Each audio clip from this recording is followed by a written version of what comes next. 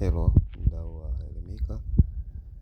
Tumekuandalia video fupi ambayo tunaweza kukukumbushia baadhi ya masharti ama mambo ya kuweza kuepuka unapokwenda katika usaili wa taaluma mbalimbali ambao unafanyika ama kusimamiwa na ajira portal. Hivyo kama ni mara yako ya kwanza kutembelea channel yetu hii ya YouTube ya Elimika, basi hakikisha una subscribe na kuwasha alama ya kengele ili kuweza kupata notification ya update zote zinazohusu masuala ya ajira pamoja na usaili. Hatua ya kwanza, tunaona kwamba unapofika katika eneo hilo utakaguliwa vyeti vyako, na endapo utakuwa na shida yoyote ile wakati wa zoezi la ukaguzi wa vyeti vyako, basi ya utaratibu ambao utafuata ni wewe kutokuruhusiwa kuweza kushiriki usaili huo.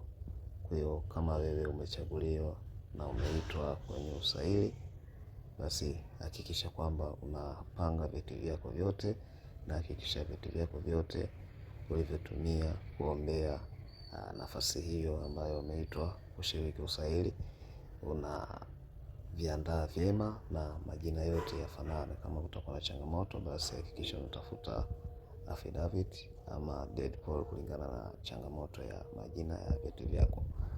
Lakini baada ya kuweza kuruhusiwa ama kukaguliwa na kupita katika hatua ya kwanza ya ukaguzi wa vyeti, basi utapewa maelekezo mafupi ili uweze kufanya usaili.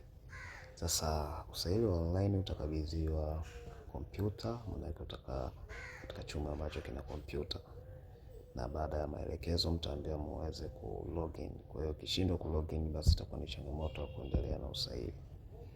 Lakini pia kama utafanikiwa kulogin na kuanza kujibu maswali ambayo utaulizwa kulingana na kada yako.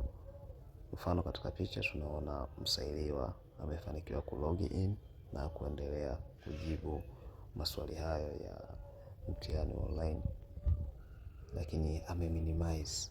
Hiyo ni kosa na unaweza ukasubmit mtihani wako automatically. Kwa hiyo usiweze ku-minimize. Wapo ambao wata-minimize ili kuweza ku-google.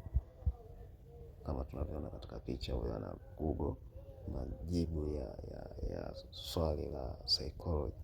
Kitendo hicho ni kibaya na unaweza kusubmit mtihani wako automatic bila kujua. Kwa hiyo hakikisha kwamba ukishafungua mtihani wako haufanyi kitu chochote nje ya kujibu maswali ambayo utakutana nayo.